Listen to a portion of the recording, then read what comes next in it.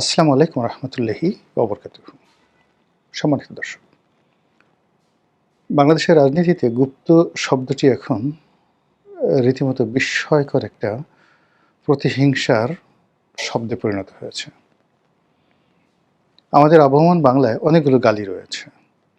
আমরা সাধারণত বিভিন্ন পশু পাখির নামে কাউকে ছোট করার জন্য গালি দেই। এরপর মানুষের যে সকল গুপ্ত কর্ম রয়েছে, যে সকল যাকে বলা হয় প্রাকৃতিক বৈশিষ্ট্য রয়েছে, বায়োলজিক্যাল বিষয় রয়েছে, সে সকল বিষয় উল্লেখ করে বাপ-মা তুলে আমরা গালাগাল করি। এখন সে সকল গালাগালির সঙ্গে আবার অনেকগুলো বিশেষণ, যেমন মির্জাফর, আবু জেহেল, এ সকল গালাগালি যেমন আছে, তার সঙ্গে সঙ্গে আবার খন্দকার মোশতাক ইত্যাদি গালাগালিও চলে আসছে। তবে সকল গালাগালির মধ্যে রাজাকার, আলবদর, আলবদর অতটা না, ঠিক রাজাকার বললে যে কোনো মানুষের মাথা গরম হয়ে যায়। স্বাধীনতার পর থেকে আজ অবধি যে কোনো মানুষকে আমাদের সমাজে মানে অসভ্য, অশ্লীল, অশ্রাব্য যত গালি দেন না কেন, সে সকল গালির মধ্যে যদি বলা হয় তুই রাজাকার, তুমি রাজাকার, তোর বাপ রাজাকার, তোমার বাপ রাজাকার, তুই বলেন বা তুমি বলেন, বা আপনার বাবা রাজাকার, মুহূর্তের মধ্যে তার মেজাজ ৩৩ ডিগ্রি উঠে যাবে। সেই রাজাকারের যে গালাগাল, সেই গালাগালটাকে আবার নতুন মাত্রা দিয়েছিলেন শেখ হাসিনা। তিনি রাজাকারের বাচ্চা কাচ্চা বা রাজাকারের নাতিপুতি এ সকল গালাগাল দিয়ে মোটামুটি সারা বাংলাদেশকে উত্তাল করে ফেলেছিলেন। যারা কোটা বিরোধী আন্দোলন করছিল তাদেরকে রাজাকারের বাচ্চা বা রাজাকারের নাতিপুতি বলে তিনি যে গালি দিয়েছিলেন, সেটা রাজপথে রীতিমতো আগুন ধরিয়ে দেয়। কারণ হলো এই কথাগুলো তিনি যখন বলছিলেন, তখন যারা সত্যিকার অর্থে এই আন্দোলনের মাস্টার মাইন্ড, তাদের সঙ্গে যদি রাজাকার, আলবদর আর শামসদের যে আধুনিক সংস্করণ, তাদের কোনো সংযোগ থেকেও থাকে, সেটা ভিন্ন কথা। কিন্তু বাস্তবতা হলো যে তখন কোনো পার্সেন্টেজ নয়। এখন যাদেরকে আমরা সমন্বয়কদের নেতা বলি, যাদেরকে আমরা এনসিপি নেতা মানি, এ সকল পরিচিত মুখ বাদ দিলে জুলাই আগস্ট বিপ্লবের যে লক্ষ লক্ষ নেতা কর্মী, সাধারণ ছাত্রছাত্রী, রাজনৈতিক কর্মী, তারা নেমে পড়েছিলেন। ঠিক ওই সময় যখন সুনির্দিষ্ট কয়েকজনকে উদ্দেশ্য করে সাবেক প্রধানমন্ত্রী রাজাকারের নাতিপুতি সম্বোধন করে গালি দিলেন, অমনি সেই গালিটি জেনারেলাইজ হয়ে গেল, সার্বজনীন হয়ে গেল। যারা মুক্তিযুদ্ধের পক্ষের শক্তি, এমনকি যারা আওয়ামী লীগ করেন, তারাও ভীষণভাবে খেপে গেল, কি আমাদেরকে এত বড় কথা। তো এভাবে শেখ হাসিনার পতন হলো, ডক্টর মোহাম্মদ ইউনূস এলো, তারপরে এখন আবার জনাব তারেক রহমান সাহেব এলেন, কিন্তু সেই রাজাকারের যে বিতর্ক, সেটা থামেনি। সাম্প্রতিক সময় পার্লামেন্টে বীর মুক্তিযোদ্ধা সংসদ সদস্য জনাব ফজলুর রহমান এবং জনাব আন্দালিব রহমান পার্থ, মাননীয় সংসদ সদস্য, তারা দুজন মুক্তিযুদ্ধের পক্ষে যে কথাগুলো বলেছেন, রাজাকার নিয়ে যে টিপ্পণীগুলো কেটেছেন, এটা পুরো সংসদকে রীতিমতো উত্তপ্ত করে ফেলেছে। এখন এই যে সংসদের মধ্যে যে আপনি উত্তাপ দেখলেন বা দেখছেন, রাজাকার প্লাস মুক্তিযুদ্ধ, এর মধ্যে যে বিভেদ, এই বিভেদ কেন হলো, কি কারণে হলো? তার চেয়ে বড় বিষয় হলো যে সাম্প্রতিক সময় রাজাকারদের, আলবদরদের, আল শামসদের যারা উত্তরসূরি, তাদের সঙ্গে জামাত শিবিরে যারা রাজনীতি করেন, তাদের সকলকে কেন্দ্র করে একটি শব্দ নিদারুণভাবে জনমনে যাকে বলা হয় প্রতিক্রিয়া তৈরি করছে, সেটি হলো গুপ্ত। সেই অনেকে আগে বলতো গুপ্ত শিবির, গুপ্ত জামাত, কিন্তু এখন আরও সমস্ত কিছু বলার দরকার নাই। শুধুমাত্র গুপ্ত বললেই একটি বিশেষ শ্রেণীর মানুষের মাথায় আগুন ধরে যায়। এবং গুপ্ত শব্দটি ইদানিংকালে রাজাকার, আলবদরের চাইতেও বেশি শক্তিশালী হয়ে পড়েছে এবং মানুষের মনে ঘৃণার উদ্রেক করেছে এবং কিছু কিছু মানুষকে নিদারুণভাবে খেপিয়ে তুলেছে। এটা কেন হচ্ছে, কি কারণে হচ্ছে? সেই বিষয়টি নিয়ে আলোচনা করব। তার আগে যারা এই গুপ্ত বলছেন, বিশেষ করে বিএনপির যারা নেতৃবৃন্দ রয়েছেন, স্বয়ং প্রধানমন্ত্রী সহ সবাই, তারা কেন এই গুপ্ত শব্দটি ব্যবহার করছেন বা গুপ্ত বলে কাউকে খেপিয়ে তুলতে চাচ্ছেন কেন? আপনারা জানেন যে আততায়ী মানে পিছন দিক থেকে যারা ছুরি মারে, কিংবা ধরুন যারা ভদ্রলোক সেজে থাকে কিন্তু তাদের বুকের কাছে খঞ্জর থাকে, বিষমাখা খঞ্জর থাকে, বন্ধুর বেশে আপনাকে জড়িয়ে ধরবে এবং এক ফাঁকে আস্তে পেটের মধ্যে চাকু ঢুকিয়ে দেবে। এই ধরনের যারা হত্যাকারী, আমরা তাদেরকে সাধারণ হত্যাকারী বলি না, এদেরকে বলি আমরা আততায়ী। নিজের পরিচয় গোপন করে ভদ্র বেশে তারা আমাদের সমাজে লুকিয়ে থাকে, কখনো বন্ধু বেশে, কখনো পরিবারের আপনজন হয়ে।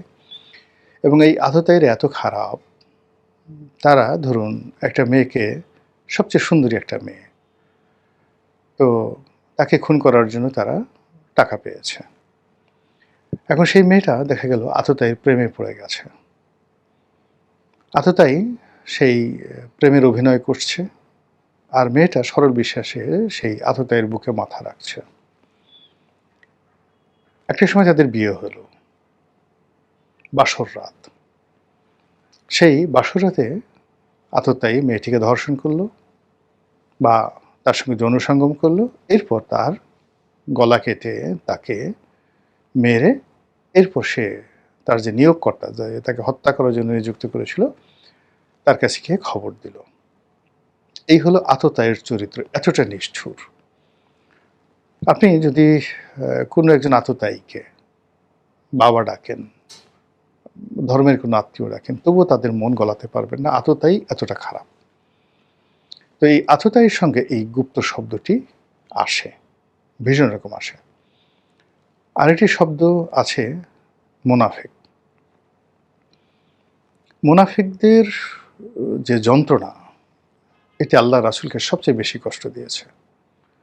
ইসলামের প্রাথমিক জামানাতে ইসলাম যাদের দ্বারা সবচেয়ে বেশি ক্ষতিগ্রস্ত হয়েছে তারা হলো মুনাফিক, এবং মুনাফিকদের সর্দার ছিলেন আবদুল্লাহ ইবনে ওয়াই। তিনি বনু খাজরাজ গোত্রের একজন নেতা ছিলেন। তার সামাজিক প্রভাব এবং প্রতিপত্তি এত বেশি ছিল, যেমন আজকে ধরুন একজন মন্ত্রী, একজন বিরোধী দলীয় নেতা বা একজন খুব বড় চেম্বার সভাপতি, তারা যদি এইরকম যাকে বলা হয় মুনাফেক হয়, আপনি ইচ্ছে করলে আপনার মজলিস থেকে তাদেরকে তাড়াতে পারবেন না। তাদের সঙ্গে আপনার দেখা হচ্ছে, কথা হচ্ছে, এবং দেখা গেল যারা দেশপ্রেমিক আপনজন তারা পিছনে গিয়ে বসছে, মুনাফেক এসে সামনে বসছে, বিকজ তার একটা ভালো পদ পদবি আছে। তো এই যে মুনাফেকরা কাফেরদের চাইতেও জঘন্য, এবং তাদের দ্বারা দেশ, জাতি, সমাজ, ব্যক্তি এতটা ক্ষতিগ্রস্ত হয় যে ক্ষতি থেকে দেশ জাতিকে রক্ষা আসলে একমাত্র আল্লাহ ছাড়া আর কেউ করতে পারে না। তাহলে কি হলো? মুনাফেক, একদিকে মুনাফেক, অন্যদিকে বিশ্বাসঘাতক, অন্যদিকে আততায়ী। এই তিনটি গুণ যদি আপনি একত্র করেন, বা তিনটি দোষ যদি আপনি একত্র করেন, বিশেষণ, ইংরেজিতে আমরা যেটিকে বলি বিশেষণ, তো এই তিনটি বিশেষণ যদি আপনি একত্র করেন, তাহলে সেই শব্দটির নাম হয় গুপ্ত। সেই মানে এটা আবার বাংলা সেই গুপ্ত বংশ নয়। এই যে গুপ্ত শক্তি, যাদেরকে মানে বলা হয় অ্যাসাসিনেটেড গ্রুপ বা অ্যাসাসিনেশন গ্রুপ, ৩০০ বছর ধরে এই গুপ্ত শক্তিটি মধ্যপ্রাচ্য সহ সারা দুনিয়ার রাজনীতি তারা নিয়ন্ত্রণ করত। তাদের অস্ত্র ছিল, তাদের আবাসস্থল ছিল, এবং ইরানের একটি পাহাড়কে কেন্দ্র করে তারা এই অপকর্ম চালাত। তো সেই যে সেই গুপ্ত রাজনীতি আমাদের এই বাংলাদেশে ইদানিং ওপেন হয়ে গেছে, কারা কারা করে মোরালেস আমরা সবাই জানি। কিন্তু এটা নিয়ে হঠাৎ করে বিএনপি এত প্রতিক্রিয়া দেখাচ্ছে কেন? প্রতিক্রিয়া দেখাচ্ছে এই কারণে যে আওয়ামী লীগের পতনের মূলে এই গুপ্ত শক্তি একটা গুরুত্বপূর্ণ ভূমিকা পালন করেছে। আমরা হয়তো এই ইয়াংদের মধ্যে কাউকে কাউকে সেই গুপ্ত শক্তি হিসেবে প্রকাশিত হতে দেখেছি, কিন্তু আওয়ামী লীগের একেবারে কেন্দ্রীয় পর্যায়ে শেখ হাসিনাকে হেলিকপ্টারে উঠিয়ে দেওয়া পর্যন্ত একেবারে তার কাছে এই গুপ্ত শক্তি ছিল। যাদেরকে তিনি জীবনের শেষ মুহূর্ত পর্যন্ত বিশ্বাস করেছেন। আবার এখনো পর্যন্ত সেই গুপ্ত শক্তি তারা দিল্লিতে একেবারে তাকে ঘিরে রেখেছে এবং তিনি এখনো মনে করছেন যে তাকে যদি ভবিষ্যতে বাংলাদেশে কেউ নিতে পারে, উদ্ধার করতে পারে, তারা এই গুপ্ত শক্তি। গুপ্ত শক্তিদের যারা এজেন্ট ছিল শেখ হাসিনার কাছাকাছি, তাদের একটা বিরাট অংশ এখন জেলখানাতে আছে, বিরাট অংশ দেশের বাইরে পালিয়ে আছে আওয়ামী লীগের নাম করে। কিন্তু আমরা জানি যে তারা এই গুপ্ত শক্তির এজেন্ট, জাস্ট লাইক মোসাদের এজেন্টের মতো। একইভাবে এই গুপ্ত শক্তির একটা বিরাট এজেন্ট রয়েছে সরকারি দল বিএনপিতে। প্রধানমন্ত্রী তারেক রহমান সাহেব যখন নির্বাসিত ছিলেন লন্ডনে, তখন তার বাড়ির আশেপাশে, তার চারিদিকে এই গুপ্ত শক্তিদের একটা প্রতিরক্ষা ব্যূহ ছিল এবং সেই প্রতিরক্ষা যে ব্যূহ বা দেয়াল, ওটাকে অতিক্রম করে বিএনপির কোনো নেতা সেখানে ঢুকতে পারতেন না। এতটা শক্তিশালী ছিল সেই গুপ্তদের বলয়। ঠিক সেই বলয়টা আবার বিএনপি ক্ষমতা আসার সঙ্গে সঙ্গে চারিদিকে ডালপালা ছড়িয়ে পড়েছে। প্রধানমন্ত্রীর কার্যালয়, বিএনপির কেন্দ্রীয় কার্যালয়, সচিবালয়, কোথায় এই গুপ্ত শক্তি নেই? যেদিকে তাকায় বিএনপির যাদের অন্তর্দৃষ্টি রয়েছে, বিএনপির যে সকল লোক ডেডিকেটেড বা যাদের ডেডিকেশন রয়েছে, যারা দলীয় নেতাকর্মীদেরকে গত 17-18 বছর ধরে তারা তদারকি করছেন, দেখভাল করছেন, তাদের নেতৃত্ব দিচ্ছেন, তাদের চোখের সামনে এই গুপ্ত শক্তির যে প্রতিভূগুলো, এগুলো ভাসছে। এবং সেই গুপ্ত শক্তির একটা ছোট্ট উদাহরণ দেই। একটা বিশেষ মন্ত্রণালয়, খুব শক্তিশালী একটা মন্ত্রণালয়, সেই মন্ত্রণালয়ের যে মন্ত্রীর একান্ত কাছের লোক, ফাইলগুলো, যেমন ধরুন ডিএস অ্যাডমিন, মন্ত্রণালয়ের যিনি উপসচিব প্রশাসন থাকেন, তিনি মূলত মন্ত্রীর সমস্ত ফাইলপত্রের একদম প্রাথমিক একজন কর্মকর্তা এবং তিনি সিদ্ধান্ত নেন।